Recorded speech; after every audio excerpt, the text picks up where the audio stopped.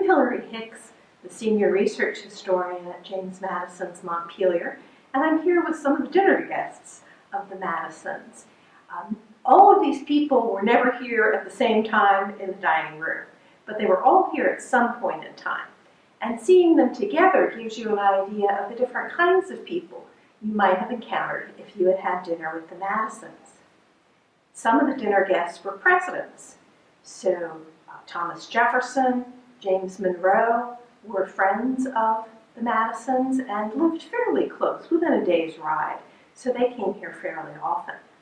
Andrew Jackson, on the other hand, came here just once for a brief visit during his presidency in 1832. Some of the guests were also family members. Several of James Madison's siblings lived in the area where they could drop by for dinner.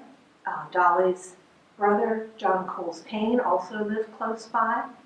And then sometimes Dolley's sisters, Anna Cutts or Lucy Todd, they sometimes visited as well, but since they came from further away, they would have to spend the night, if not several days. Some of the Madisons' guests were visiting dignitaries, like this gentleman, Marquis de Lafayette, who was a Revolutionary War general, and came back to America in 1824 for a tour through the United States, and he stayed here for a while. And then also Margaret Beard Smith would be an example of a friend of the Madisons who visited here frequently. And she came on two particular occasions and left very lively descriptions of having dinner with the Madisons. And this is what she had to say in 1828.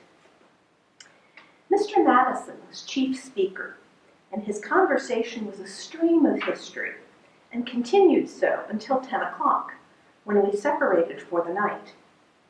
So rich in sentiments and facts, so enlivened by anecdotes and epigrammatic remarks, so frank and confidential as to opinions on men and measures, that it had an interest and charm which the conversation of few men now living could have. He spoke of scenes in which he himself had acted a conspicuous part, and of great men who had been actors in the same theater. No commonplaces. Every sentence he spoke was worthy of being written down. The formation and adoption of the Constitution, the Convention and First Congress, the characters of their members and the secret debates. Franklin, Washington, Hamilton, John Adams, Jefferson, Jay, Patrick Henry, and a host of other great men were spoken of, and characteristic anecdotes of all related. It was living history. Now, Margaret Beard Smith was so enthralled with the dinner table conversation, she didn't tell us anything about what was actually served on the table. But George Shattuck, the visitor who described the 3 yellow doors on the house, he did tell us about his dinner meal.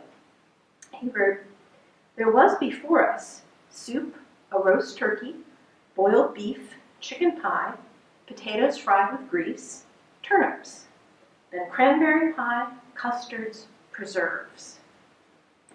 And Asher B. Durand, when he came to draw a portrait of James Madison, he had this to say about the Montpelier dinner table. "I am in continual danger of all the consequences resulting from an excellent appetite, in reach of all the delicacies that the most fastidious gourmand could ever sigh for." So apparently dining with the Madisons could not only expand your mind, it could also expand your waistband.